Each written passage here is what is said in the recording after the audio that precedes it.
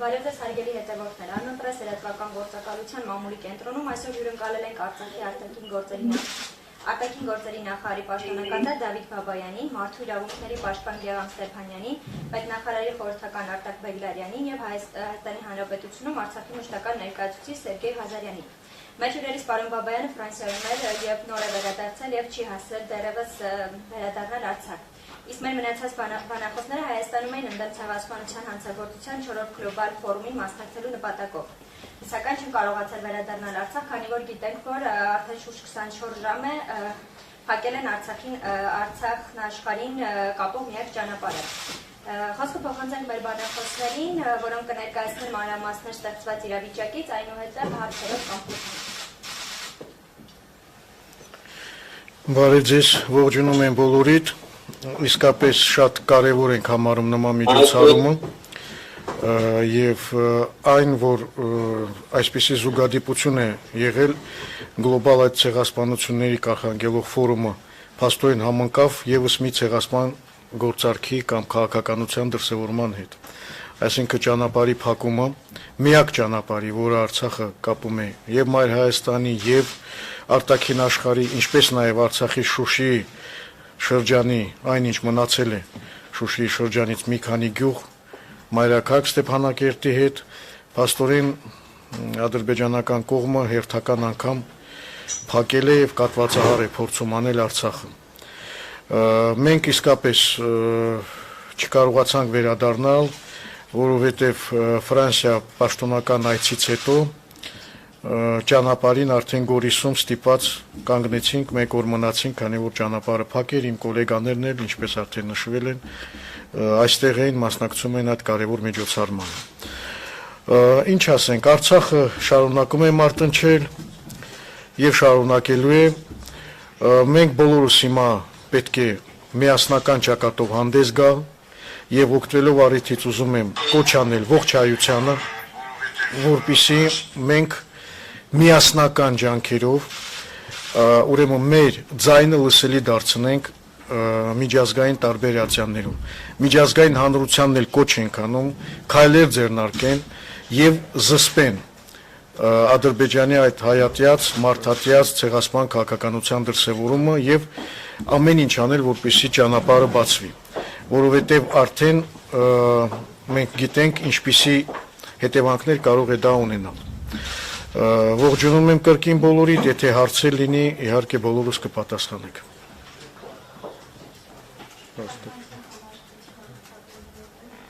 Հա, այ կներեք։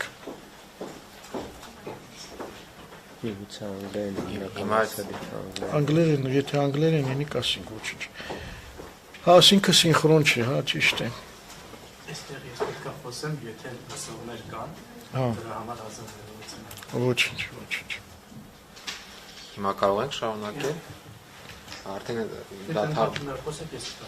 շատ լավ։ Ուրեմն ուզում եմ եւս մեկ անգամ եւ միջազգային դերակատարների, միջազգային իրավապաշտպան եւ միջկառավարական կազմակերպությունների ուշադրությունը հրավիրել շատ կարևոր հանգամանքի վրա, որ փաստացի այս պահի դրությամբ Արցախում 120,000 մարդ գտնվում է շրջափակման մեջ։ I want to draw the attention of the international community on the fact that about 120,000 people are now blocked in Artsakh.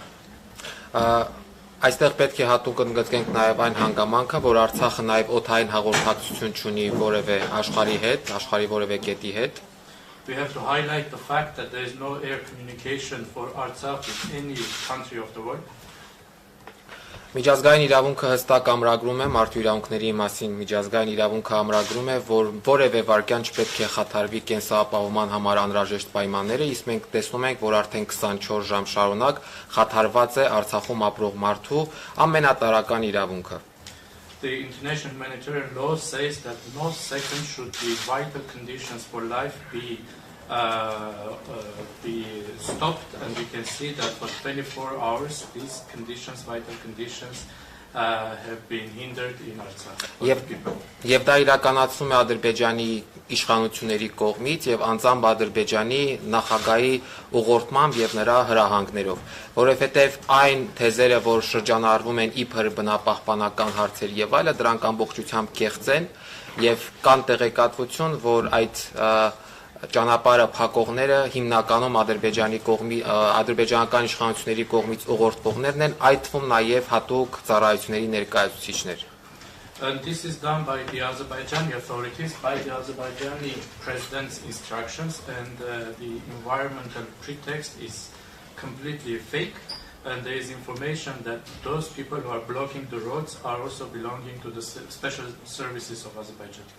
Պետք է անդրադառնանք, թե հումանիտար ինչ հետևանքներ կարող է ունենալ եւ արդեն ինչ հետևանքներ է ունենում ադրբեջանական այս հանցավոր գործողությունը։ We have to look at the humanitarian consequences of these criminal acts of Azerbaijan.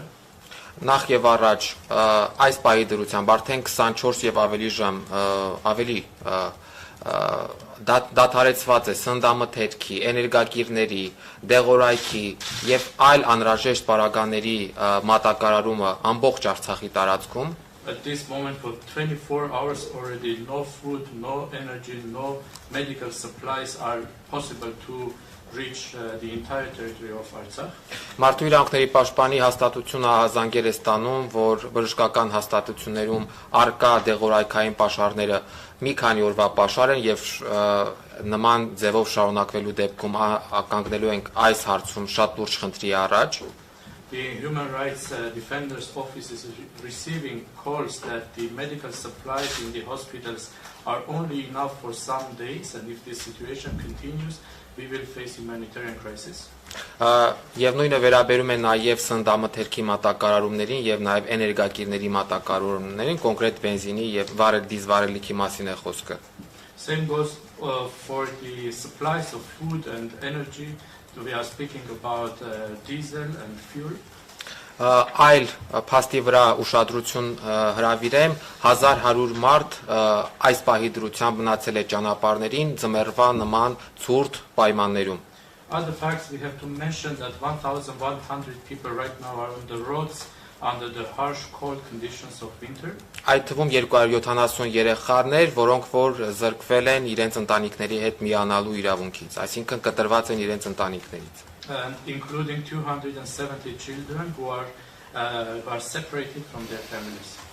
Ընդհանուր, եթե այս առաջնային մասը ամփոփելու լինենք, պետք է անպայման նշենք, որ սա Ադրբեջանի կողմից իրականացվող էթնիկ զտման քաղաքականության, ցեղասպանական քաղաքականության հերթական բաղադրիչն է։ And in general we have to say that this is another component of the Azerbaijani ethnic cleansing or genocide politics.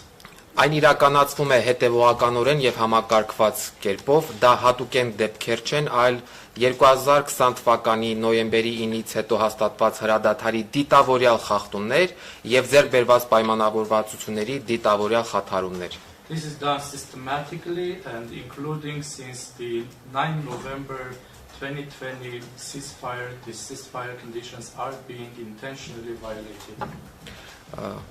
Այսքանը։ Հիմա կարող ենք հարցերին անցնել։ Now we can open the floor for questions.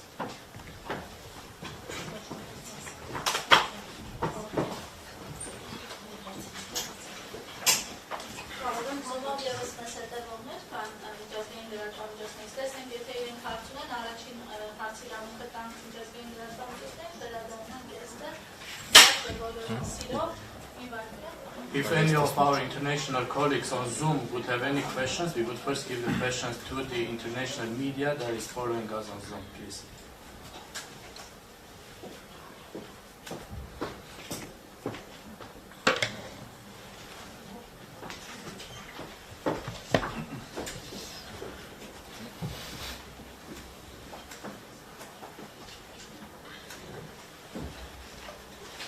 Hi sir, I am Siddhant from Beyond India. My question to the Foreign Minister sir is, how do you see India's role amidst the ongoing conflict you have? And there have been reports of India giving missiles to your country. The pact has been signed. If you can also talk about that development, the defense agreement with India.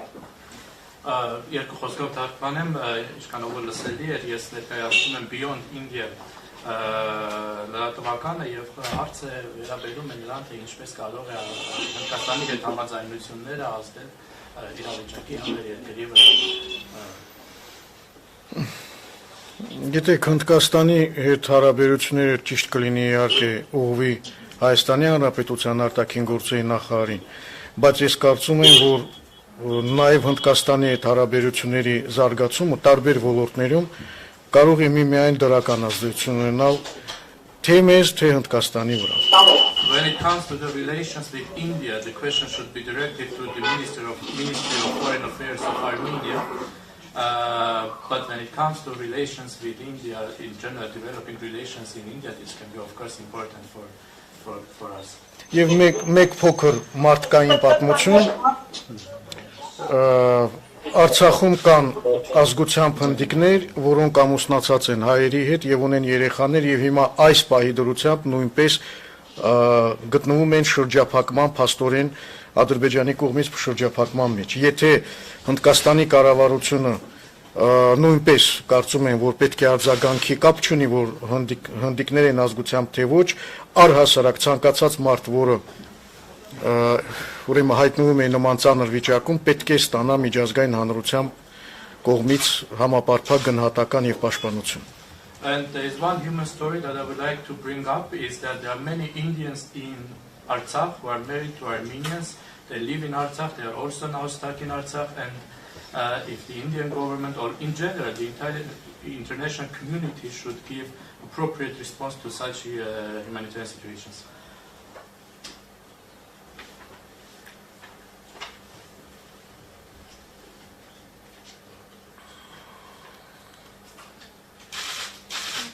Okay, it seems like I'm the next one to be up. My name is Rasmus Kahnbeck. I'm a Swedish journalist. Yes, so I was, is it fine that I'm asking the question now? Yeah, okay. So I want to ask you about the EU observation mission in Armenia, which is there until the 19th of December. And yesterday, Joseph Borrell, he said that it will not be extended. What kind of impact does can EU make at the situation right now? How can you? What kind of communications do you have with the EU at the moment? Ես կցանկանայի հարցնել Եվրամիության դիտորդական առաքելության մասին Հայաստանում, որը կտևի մինչև դեկտեմբերի 19-ը եւ երեք ասացին, որ դա չի երկարաձգվի, ես ուզում եի հարցնել, թե ինչպեսին կարող է լինել Եվրամիության ազդեցությունը իրավիճակի համար եւ ինչպես եք տեսնում Եվրամիության դերը։ Մենք ակնկալում ենք, որ Եվրամիությունը համապատասխան գնահատական կտա Ադրբեջանի քայլերին։ We expect that EU will give respective and appropriate assessment to the actions of Azerbaijan. Որովհետև տեղի է ունենում իսկապես մարդասիրական աղետ, ցեղասպան քաղաքականության դրսևորում։ What is happening is in fact a humanitarian catastrophe. It's an expression of Azerbaijan's genocidal policy.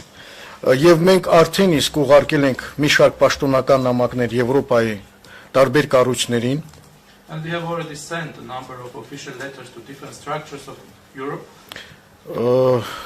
Հույս ունենք, որ կոնկրետ ինչ-որ քայլեր կձեռնարկվեն եւ կլինեն հասցեական գնահատականներ եւ պատժամիջոցներ Ադրբեջանի նկատմամբ։ We hope that concrete steps will be taken and there will be addressed actions and sanctions against Azerbaijan. Գիտեք, անտարբերությունը ամենավտանգավոր երևույթներից մեկն է։ Because indifference is one of the most dangerous phenomena.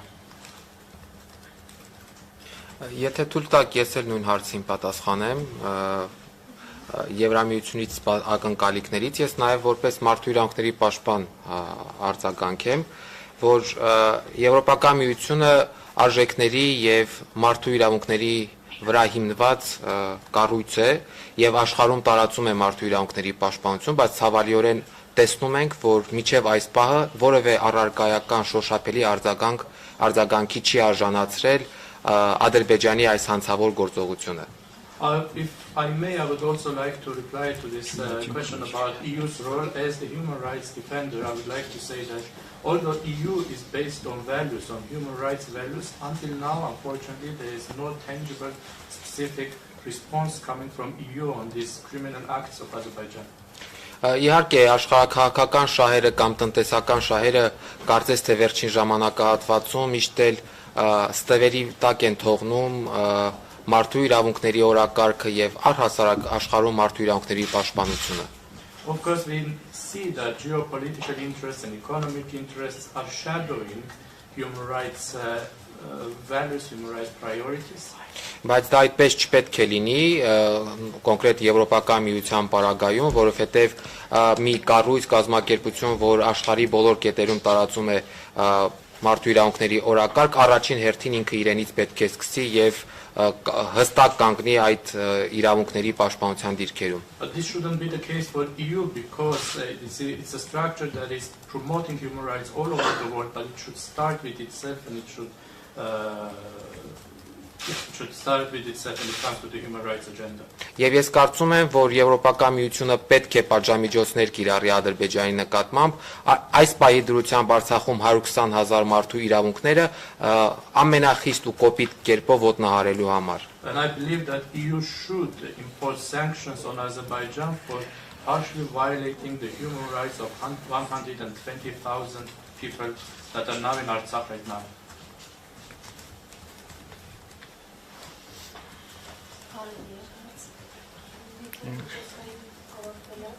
If there are no more questions from our international colleagues,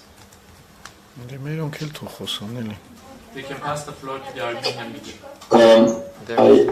Hello? Yes. Hello. Yes. I don't know if you see me. Yeah.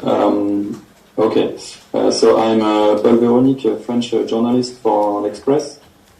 I have two questions.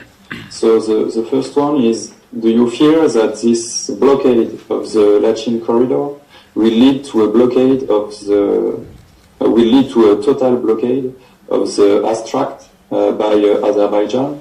And second question, do you fear that this is a prelude to further large-scale actions by Azerbaijan? Ես ունեմ երկու հարց, Ֆրանսիայից է հարցը ուղղվում. Դուք կարծում եք, որ Լաչինի արգելափակումը կարող է վերածվել ամբողջ Արցախի բլոկադայի եւ դուք կարծում եք կամ մտավախություն, որ սա կարող է ավելի լայնածավալ գործողությունների սկիզբ լինել։ Արդեն իսկ ավելի քան 1 օր է Արցախը լրիվությամբ, այո, 29 ժամ լրիվ գտնվում է շրջափակման մեջ։ Արդեն իսկ սկսվել է այդ տոտալ շրջափակումը, սա փաստ է։ It's a fact that it is already a total blockade of Artsakh for 24 hours. 29 already. Փաստորեն դա սկսվել է։ So it has already started. Ինչ վերաբերում է կլինի դա նախաբան ավելի այսպես լայնածավալ գործողությունների համար, As for whether or not this will be a pretext for larger scale activities, ապա ինչ որ կերպ դա կախված է նաև միջազգային հանրության, ուրեմն համապատասխան արձագանքից։ in some ways it also depends on the reaction, on the response of the international community.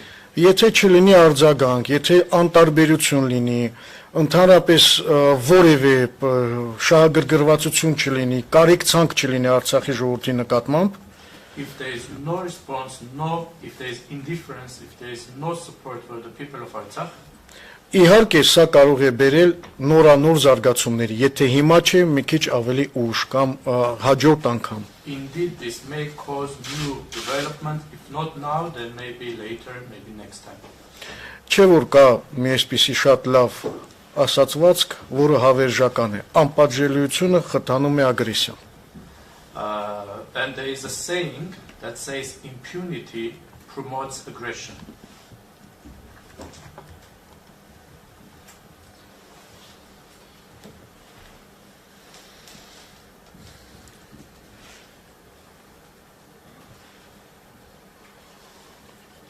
Խնդրեմ երեխեք, մերոնց there are no more questions, we'll move to the Armenian media. Պարոն Բաբայան, փաստորեն միջազգային հանրության, այսպես ասենք, անդրադարձության արդյունքում նաև ադրբեջանցիները նորանոր ուժեր են, այսպես ասենք, բերում բնապահպաններ, ավանդական ոսկոր։ Ինչ քայլերի պատրաստվում դիմել, հնարավոր է դա վերածել ռազմական գործողությունների, նաև ռուս խաղապահների միջնորդությամբ։ Mr. Babayani, in fact, it turns out that as a result of the indifference of the international community, Azerbaijan is involving new forces, including environmental pretext. What steps are you going to take? Սա փաստորեն այդ նախորդ հարցի շարունակությունն է։ This continues the previous question. Իհարկե, երբ որ տեսնում են անպատժելիություն, որոշ միջազգային հանրության որոշ անդամների կողմից ընդհակառակը խրախուսում, In fact, when they see indifference or even encouragement by some international actors, օրինակ նույն Թուրքիայի կողմից չէ, for example, in Turkey, բնական է Ադրբեջանը ավելի այսպես համարձակ է դառնում եւ դիմում է այսպիսի սարսափելի քայլերի 21-րդ դարում փաստորեն սովամահի արչեւ կանգնեցնելով մի ողջ ժողովուրդ։ Indeed, Azerbaijan becomes bolder and takes such horrible steps. In fact, in the 21st century, it is threatening the entire population with starvation. Հետևաբար կախված է ինչ որտեղ նաև միջազգային հանրության համապատասխան այսպես արձագանքից եւ եթե լինի շատ կոշտ արձագանք աշխարհով մեկ կարծում եմ դա իր ազդեցությունը կունենա չեմ ասում որ 100% միայն դա կկազդի բայց կունենա որոշակի ազդեցություն So it also depends on the reaction of the international community. If there's strong reaction, then maybe not 100%, but there will still be its influence, its results.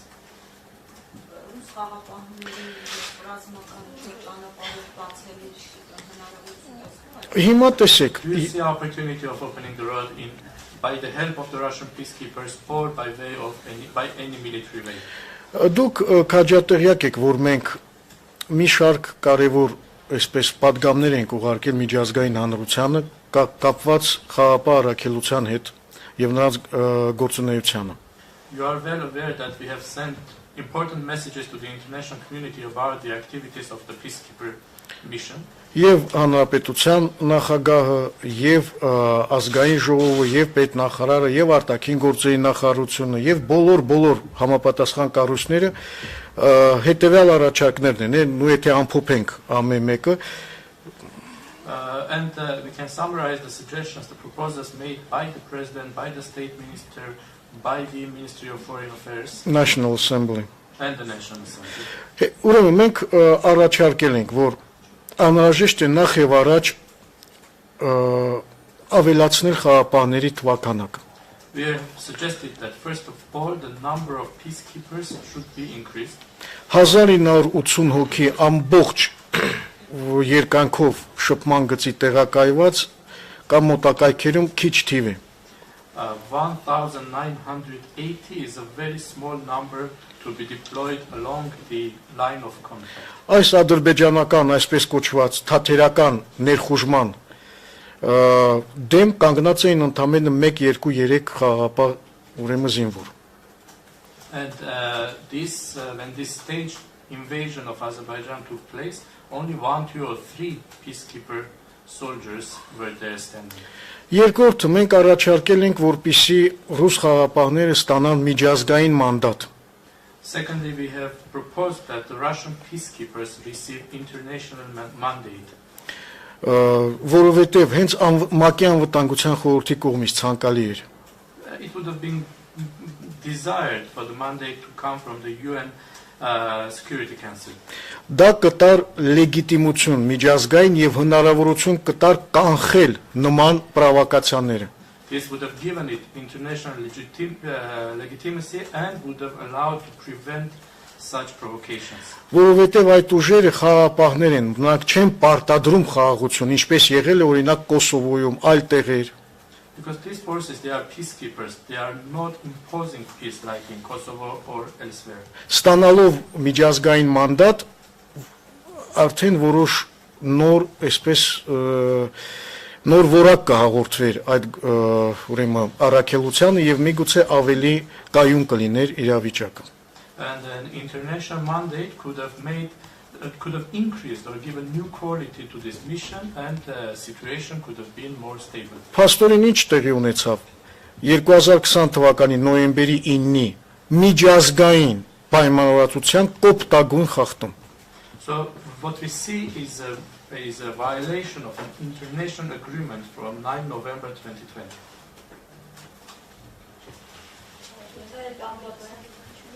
Հա, խնդրեմ գոլեգան։ Այս պահին Արցախի իշխանության եւ Ադրբեջանի միջեւ բանակցություններ ընթանում են իրենց ճանապարհը բացելու ուղղությամբ դեպի ներգրաված։ Հետո մյուս հարցը։ Right now, are there negotiations about opening the roads, and who are involved in the negotiations by the Artsakh authorities? Գիտեք, Արցախի ուրեմն իշխանությունները Արցախյան կողմ, այսպես ասենք, իհարկե շփումների մեջ է բնական է ռուս խաղապահների միջոցով, որպեսզի with the help of the Russian peacekeepers, the Artsakh authorities are in touch. Այլ տարբերակ չկա։ Եվ բնական է բոլոր համապատասխան կառույցները այնտեղ են եւ ներկայացուցիչները անուններ չտանք, որոնք զբաղվում են բոլորը երկրի ղեկավարից սկսած միջև համապատասխան տարբեր կառույցների ներկայացուցիչներ զբաղվում են հարցի հանգուցալուծմամբ, ամեն մեկը իր ճակատում։ Միջնորդությամբ ուղղակի ընդհանրապես բանակցություններ հասկացությունը մի քիչ ճիշտ չի օգտագործել։ Արցախի եւ Ադրբեջանի միջև չկան բանակցություններ, կան շփումներ։ It's not correct to use the word negotiations. It's with mediation. It's we have contacts between the Artsakh and Azerbaijani authorities without giving names. Starting from the president, everyone is, all the stakeholders are in touch. Որովհետև տեսեք, ասենք, այս սա չենք վերցնում, այս կոնկրետ դեպքը չենք վերցնում, ասենք ինչ որ միտեղ մի մարդ է մոլորվել եւ հայտնվել իրենց օկուպացված տարածքում։ Not only this case, let's say that somewhere a person is getting lost and somehow appears in their occupied territories. Ինչ պետք է մենք անենք, բնական է պետք է շփում հաստատենք ադրբեջանական կողմից խաղաղապահների միջոցով եւ այդ մարդուն դուրս բերենք, չէ՞։ We should naturally be in contact with the Azerbaijani side with the help of the peacekeepers and try to bring this person out. Կամ միտեղ կտրել են ինչ որ մի էլեկտրալար, կամ չգիտեմ, այլ ինչ որ դեպք է եղել։ Or if somewhere the electricity lines are damaged or some other case event incident happens, we are in contact.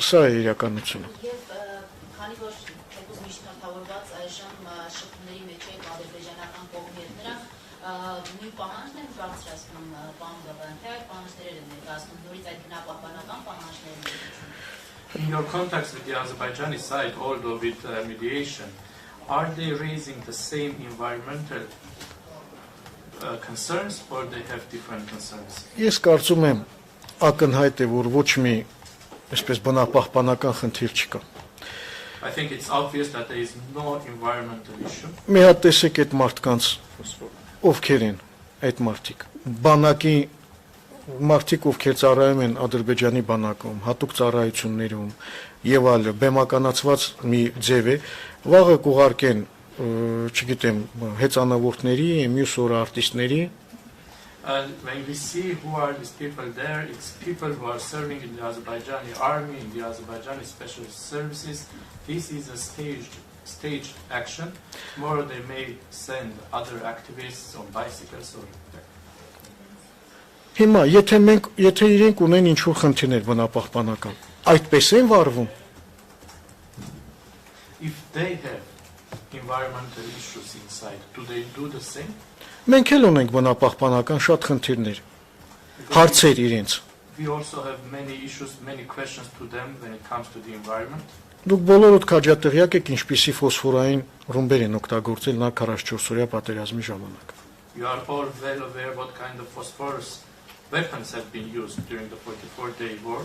Այստեղ նստած են երկու մեր ուրեմն մարդու իրավունքների պաշտպանները, պարոն Բեգլարյանը պատերազմի ժամանակ, պարոն Ստեփանյանը հիմա ռեպորտներ կան, բոլորը արձանագրված են։ Եթե ուզում են հարց քննարկել, ձև կա, չէ՞ դա անելու, ոչ թե գալ փակել եւ կատվածահար անել։ Երեխաներ կան, որոնք հիվանդ են, սնունդ է պետք, դեղորայք է պետք եւ այլ, այդպես են բնապահպանական բանը փաստորեն ի հաշիվ ցեղասպանության են իրականացնում։ We have two human rights defenders sitting here from during the times of the war, one current, Mrs. Stephanyan and Beglarian. They can give all the facts about the weapons that have been used, environmental issues, but when they have environmental issues, paralyzing the whole population is not the right way to go, and genocidal policy is not the right way to go. Բացի դրանից, այստեղ կա մի նրբություն եւս։ There is one more detail here. Այդ բնապահպանության պատրվակի տակ նրանք վաղը ասելու են, որ պետք է փակեն Կաշենի հանքը, բեզմետալ գործարանը, իսկ սա մեր տնտեսության ուրեմն կարևորագույն լոկոմոտիվներից մեկն է, որը իմիջիալոց բոլոր բնապահպանական նորմերը պահպանում է։ And under this environmental pretext, tomorrow they will be demanding to close the Kashen mine, which is very important for our economy and which is in fact maintaining all the environmental norms. Մի բան ես ավելացնեմ, պետք է նախ հաշվի առնել, պարոն Բաբայանն էլ նշեց, պարոն Ստեփանյանն էլ, որ բնականաբար բնապահպանական հարցերը զուտ պատրվակներ են, եւ երկրորդը, բացի նրանից, որ Կաշենի հանքը միջազգային բոլոր ստանդարտները պահպանում է, նաև Կաշենի հանքը շուրջ 20 կիլոմետր հեռավորության վրա է ադրբեջանական ամենամոտիկ բնակավայրից եւ որևէ ջրային ռեսուրսների մոտ չի գտնվում։ Հետևաբար իրականում նույնիսկ այս պատրվակը հիմնավոր պատրվակ չէ։ Այնինչ մենք հիմնավոր տարբեր խնդիրներ ունենք բարձրաձայնելու, այդ թվում բնապահպանական, այդ թվում ջրային ռեսուրսների կառավարման տեսանկյունից, որոնց պետք է ադրբեջանական կողմը պատասխան տա։ Եվ մենք շատ լավ գիտակցում ենք, որ սա ուղղակի պատրվակ է եւ ցանկացած պահի այլ պատրվակներ էլ կարող են հայտնվել եւ կիրառվել ադրբեջանական իշխանությունների կողմից։ Եվս մի հանգամանք, որը մեզ համար շատ կարևոր է, որ ներողություն։ One more thing I should also say that we all understand that naturally the environmental issue is just a pretext. The Kashen mine is actually following all the international standards. It is in fact 20 kilometers away from the closest Azerbaijani settlement. There are no water resources near it. In the meantime, we have other environmental also issues such as water resource management issues that should be raised, and the Azerbaijani side is just using this as an environmental issue as a pretext. Շատ հաջորդ հանգամանքը, որը պետք է հաշվի առնել, որ Ադրբեջանը ոչ միայն միջազգային մարդասիրական իրավունքի եւ մարդու իրավունքների միջազգային իրավունքի կոպիտ խախտումներ է թույլ տալիս, այլ նաեւ նոյեմբերի 9-ի եռակողմ հայտարարության, որտեղ հստակորեն իր պարտավորություններն են նշված այս ճանապարհի անձեռամխելիության եւ անվտանգության երաշխավորման առումով։ And next, I have to say that Azerbaijan is not only violating the international humanitarian law and the international human rights law, but it is also violating the November 9 trilateral agreement, where it is clearly saying that this road should be the immunity of this road and the security and safety of this road. Այսքան։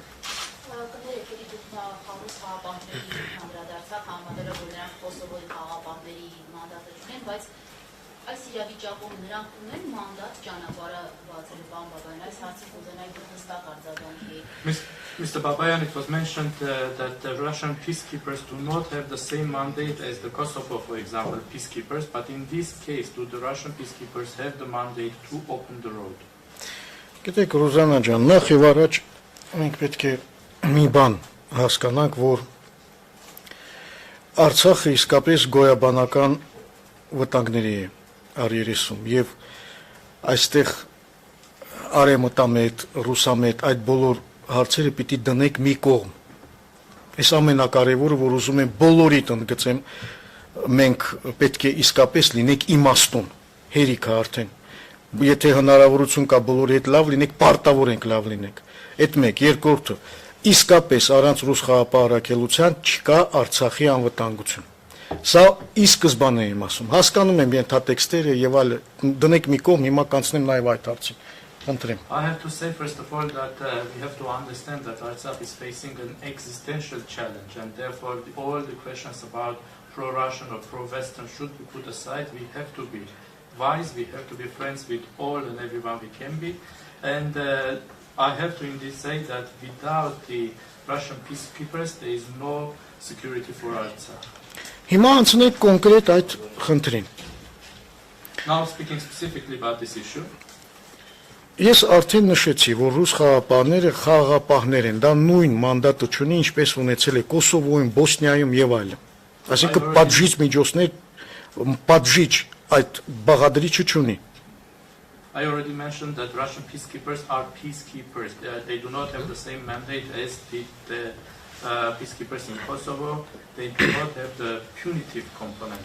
Հիմա կանգնած է 2-3 խաղապահ, որոնց արկայությունը այնտեղ արդեն իսկ կայունության մի գրավական է։ There are 2 or 3 peacekeepers standing there, and their presence there is already some guarantee of stability. Եթե կողմերը հետևում են ուրեմն քաղաքակիրթ նորմերին։ If the sides follow civilized norms. Եթե կողմերից մեկը ահաբեկչությունը եւ ատելությունը իր պետական քաղաքականության հիմքում է,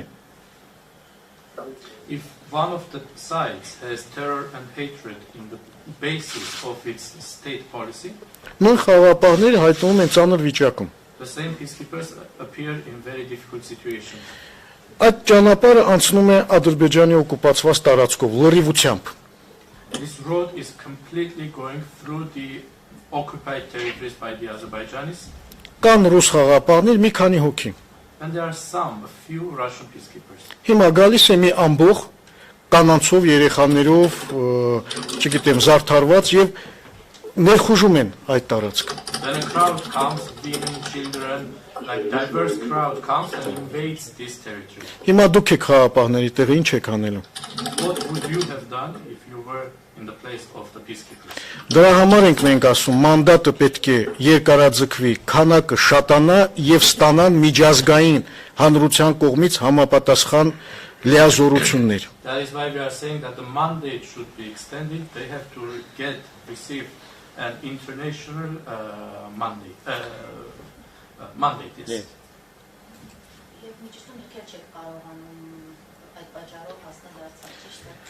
I should clarify, you also are unable to reach Artsakh for the same reason. Ուրեմն ես գիտեք, որ իրենց ցուցակներում են որպես միջազգային ահաբեկիչ։ You know that I'm in their lists as an international terrorist. Չնայած ինչ ահաբեկչություն եմ արել, սա մի կողմ դնենք։ Although I have Համար երկրորդն եմ I could have. նախագահից հետո։ Հիմա, եթե ես հայտնվեմ այնտեղ, ինչ է լինելու։ Now if I appear there, what will happen to me?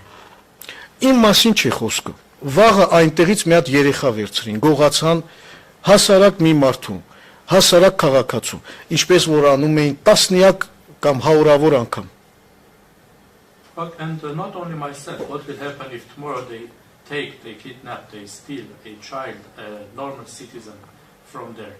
Քանի հատ մենք ունենք ռազմագերի, որոնք չեն վերադարձվել։ We have so many prisoners of war who have not returned. Իսկ քանի պատանդ ունենք, որոնց թիվը անգամ չգիտենք եւ Ադրբեջանը ընդհանրապես այդ կատեգորիայի մասին չի խոսում եւ ասում է չունենք պատանդ, բայց մենք գիտենք, որ կան որոշ տվյալներ, որը կարող է հիմք լինի, որ ունենք նաեւ պատանդներ, չգիտենք ողջ են, ողջ չեն։ We have so many hostages, we don't know their number. Azerbaijan is not even speaking about this category. They say there's no hostages, but we know that we have information that there can be hostages, and we do not even know whether or not they are alive or not. Գիտեք, դրա համար միջազգային հանրությունը պետք է ավելի խիստ վերաբերվի նման խնդիրներին։ Therefore, the international community should be more strict on such issues. Պարոն Բաբայան, այսինքն ձեր խոսքից ստացվում է, որ ռուս խաղաղապահները, ովքեր ադրբեջանական կողմը դիմում է այսպիսի գործողությունների, մանդատ չունեն ուժի գործադրման հարցերը կարգավորելու եւ օրինակ հիմա հենց նույն ուժի գործադրման պետության ցկացել։ So, if I understand right, you are saying that the Russian peacekeepers there do not have the mandate to exercise force to open the road. ուժի կիրառման լիազորություններ չունեն։ They do not have authorization for Որովհետև they do not have authorization for exercising force. Որովհետև դա կարող է, եթե համաձայնեցված չէ, նախորոք միջազգային մանդատ չկա, երկկողմ բաներ չկան, պայմանավորվածություններ, Because if it's not pre-agreed, if there is no international mandate, it is not bilaterally agreed, դա կարող է բերել ավելի մեծ հարցերի։ Դրա համար կարգավորվում է ամենաբարձր մակարդակով, պետական երկրի ղեկավարների մակարդակով, այս թվում է թե փոքր հարց։ if there's something happens, it can cause greater issues. That is why it is being regulated at the highest level, at the level of heads of states, including these small issues. Չնայած որ փոքր կարող է լինել մեկ ուրիշի համար, մեզ համար սա կյանքի եւ մահվան հարց է։ Although it can seem small for someone else, for us it's a matter of life and death.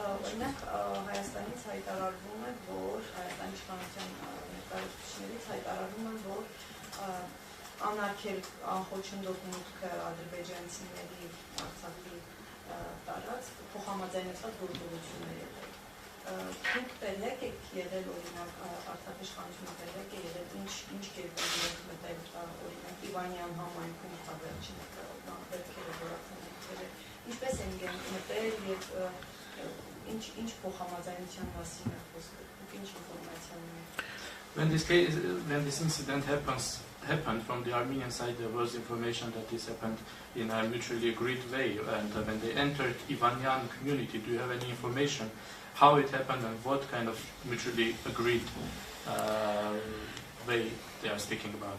Դուք գիտեք, որ առաջի այդ միջադեպը որ եղավ, նույնպիսի փաստորեն ահաբեկչական գործողություն էր Ադրբեջանի կողմից։ You know that the first such incident was also a terror act by the Azerbaijanis. Եվ որպիսի իրավիճակը հանգուցալուծվի, եկել են որոշ պայմանավորությունների, որ տեղում տեսեք, որ ամեն ինչ նորմալ է։ Դրա համար ուրիշ ոչ մի այլ խնդիր չկա, բայց չէ որ կարելի է դա անել առանց նման ահաբեկչության։ And to settle the matter, it was agreed that they can come on the spot, see that there is no issues, but this could have been done without terrorism. Եթե ուզում են հարց ունեն, խնդրեմ, մենք էլ ունենք հարցեր։ Դրա համար կա քաղաքակիրթ ձև։ Մենք երբեք չենք խուսափել որևէ երկխոսությունից, բանակցությունից։ Իհարկե դա չի նշանակում, որ մենք ենթակա ենք Ադրբեջանի կամ խոսելու ենք այդ ենթակայության մասին, չէ, ընթացիկ հարցեր կա, որը անհնարին է պարզապես խուսափել քննարկումներից։ And if there are questions, we also have questions. They can be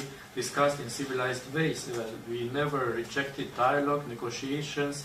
There are current issues that can be discussed, but this doesn't mean that we are subjects of Azerbaijan or should speak as subjects of Azerbaijan.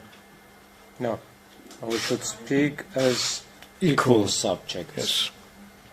Equal actors, equal entities. Այո։ Պարոն Բաբայան, իսկ չեք կարծում, որ Ադրբեջանը շրջափակման մեջ պահելով Արցախը փորձում է զիջումներ կողմել Հայաստանից։ Mr. Babayan, don't you think by blockading Artsakh, Azerbaijan might be trying to get consensus from compromises from Armenia? Գիտեք ոնց է, չի բացառվում, բայց այս նման ձևը փաստորեն միջազգային իրավունքի կոպտագույն խախտում է։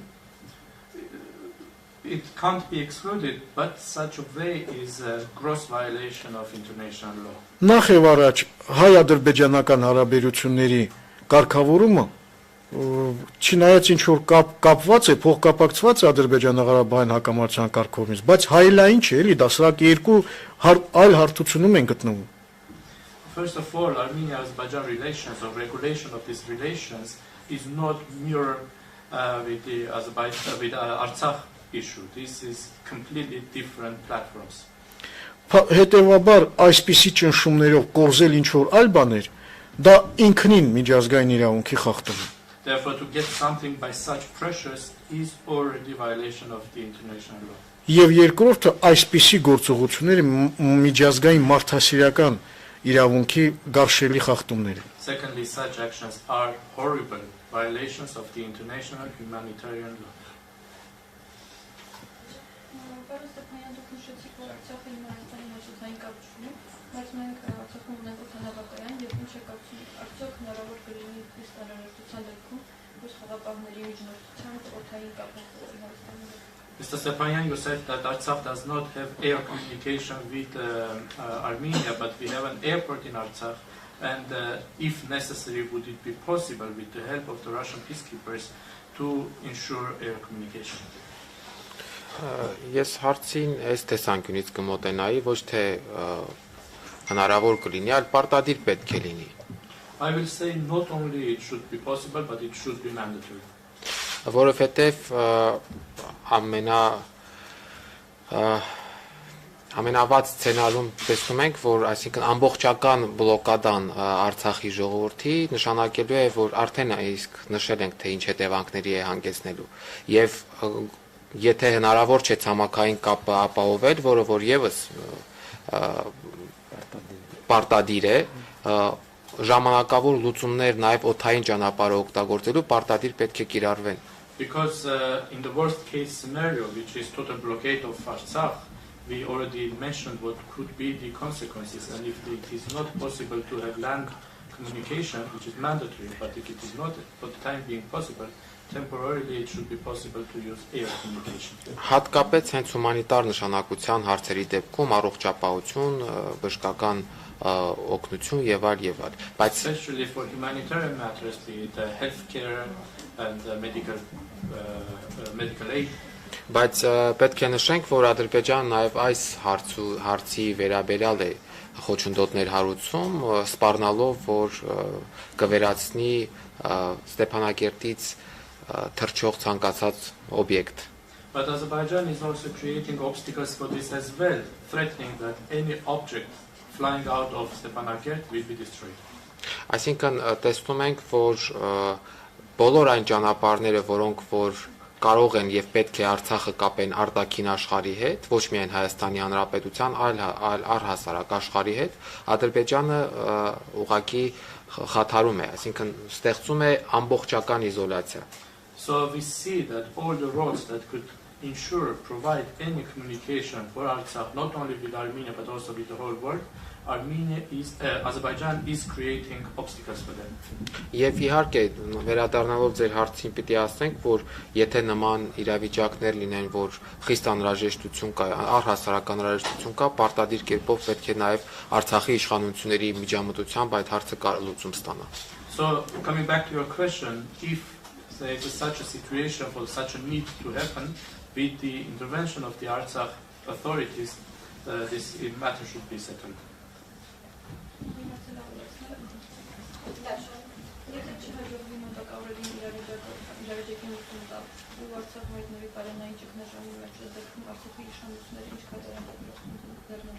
If not possible to settle the matter within the coming times, and Artsakh faces a food security issue, food crisis, what are going to be the steps? Կտեսնենք իհարկե սա կլինի ֆորս մաժորային իրավիճակ, հուսով ենք, որ միջազգային հանրությունը եւ տարբեր այսպես դերակատարներ այնուամենայնիվ կանեն ամեն ինչ, որպեսզի իրավիճակը չհասնի այդ կրիտիկական պահին։ We'll see. Indeed, this will be a force majeure situation. We hope that the international community and other actors will do everything for the situation not to reach such a critical level. Մենք որոշակի սցենարներ ունենք մշակած, որ դեպքում ինչ կարող ենք անել, իհարկե որքան իրավիճակը ծայրահեղ ճգնաժամային լինի, այնքան այդ իրավիճակին համապատասխան գործողություններ ենք նախատեսում եւ մեր կողմից եւ բնականաբար ռուս խաղաղապահների հետ համագործակցությամբ հաղորդակցության արդյունքում եւ նաեւ հաշվի առնելով միջազգային հանրության պարտավորությունները աջակցելու եւ հնարավոր ներուժը եւ իհարկե նաեւ Հայաստանի Հանրապետության կողմից էլ լրացուցիչ աջակցություն։ Այս տեսանկյունից իրավիճակից բխող են լինելու մեր գործողությունները։ We already have some scenarios developed, and depending on how critical the situation will be, respectively and accordingly, the response will be also with our involvement, with the involvement of the Russian peacekeepers, with the involvement and with the international community's obligations and potential, as well as by the support of the Republic of Armenia.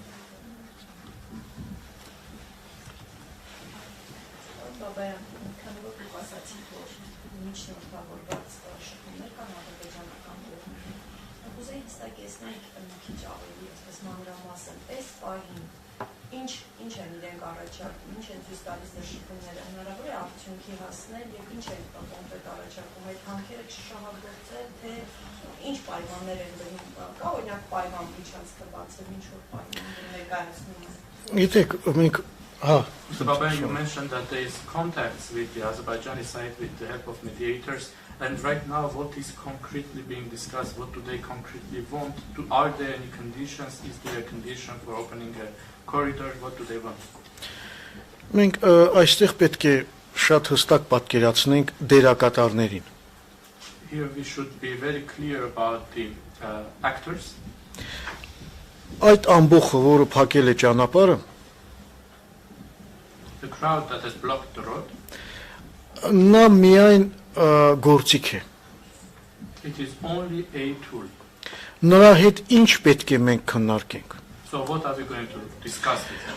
Դրա համար պետք է քննարկվեն եւ այդ գործընթացը ընթանում է, դուք տեսել եք, որ Ռուսաստանի նախագահն է հերախոսազրույց ունեցել Ադրբեջանի նախագահի հետ, որ ընթանում են այլ հողվակներով, այսպես լուրջ աշխատանք, չի երևաց հող աշխատանք։ Therefore, a process is going in different channels. Work is being done. Some work is not being visible. You are already aware that the Russian president has had a telephone conversation with the Azerbaijani president.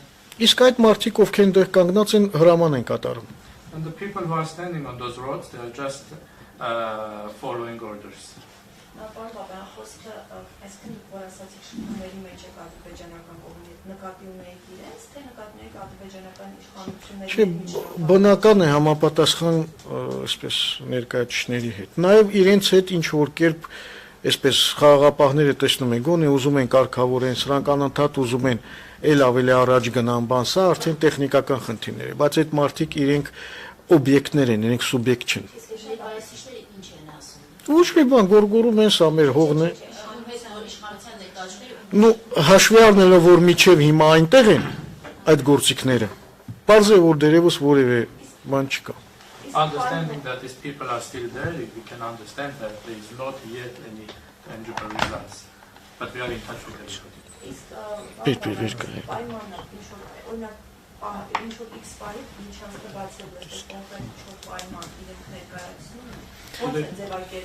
Do they put any conditions for opening the corridor at some point? How do they formulate their conditions? Այս պայդրությամբ կան ուղղակի լոզունգներ։ Right now they are just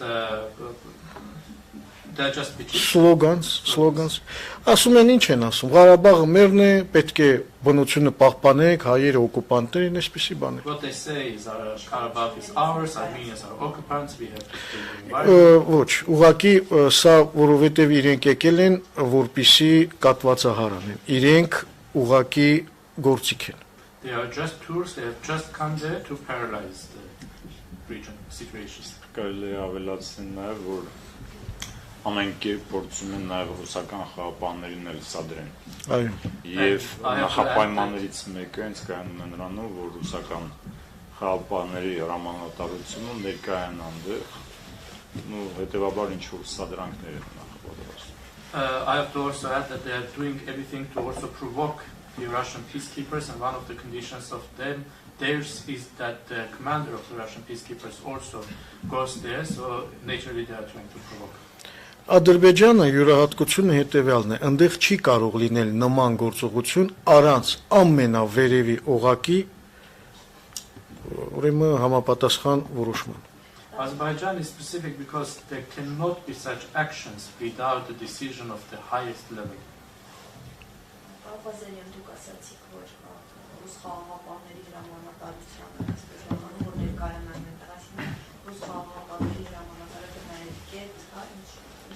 Ну, ինչ որ մենք տեսնում ենք այս սովորակներով, տեսել եք, որ երեգել են փորձում սադրել խաղապաններին եւ հենց իրենց այդ կարևոր նպատակներից մեկը կայանում է հենց դրանում։ You mentioned that they want the Russian peacekeepers commander to go there. Why? What do they want? You have seen that they are trying to provoke the peacekeepers. This is one of their main objectives. Փորձում են հեղինակազրկել նաև այդ խաղապահ առաքելությունը։ And they are also trying to put under question the reputation of the peacekeeping mission.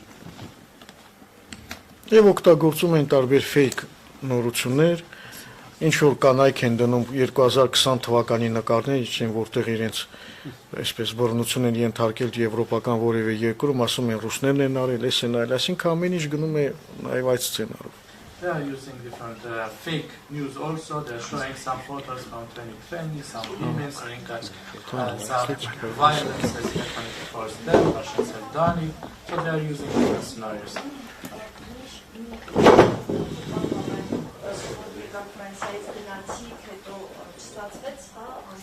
Ուրեմն մենք եկանք Կիրակի երեկոյան։ We came from France on Sunday evening.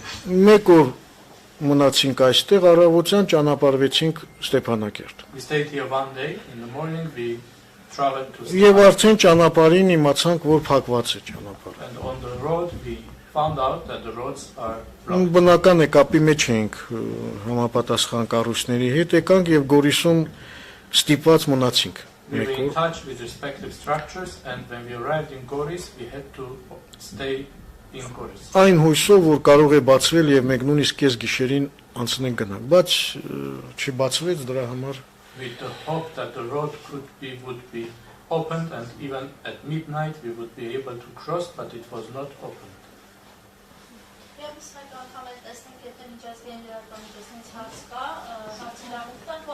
Once again, we would like to give the floor to our international media, international colleagues. If there are any questions, please ask, otherwise we can wrap up. Yes, I had actually one more question. I missed a little bit before because of technical issues, but we were talking about humanitarian need, how you can maybe move it with airplanes and so on. But if there's an escalation and there would be a war, how is there a plan for evacuation of civilians from Artsakh? Ես եւս մեկ հարց ունեմ, կներեք տեխնիկական պատճառներով չկարողացա որոշ մասեր լսել, սակայն ցանկանում եի հարցնել, երբ դուք խոսեցիք մարդասիրական կարիքների մասին, խոսեցիք օդային հաղորդակցության մասին, սակայն եթե լինի պատերազմ, եթե լինի իրավիճակի սրացում, արդյոք կա պլան, թե ինչպես տարհանել Արցախի բնակչությանը։ Գիտեք, որպեսզի պարզ լինի ինչ պլան կա, պետք է առաջին հերթին նայենք քարտեզին։ In order to understand what the plan could be, we first have to look at the map. Ուրեմն Արցախը այս պայդրությամբ լրիվ շրջափակման մեջ է։ Right now, Artsakh is totally blocked.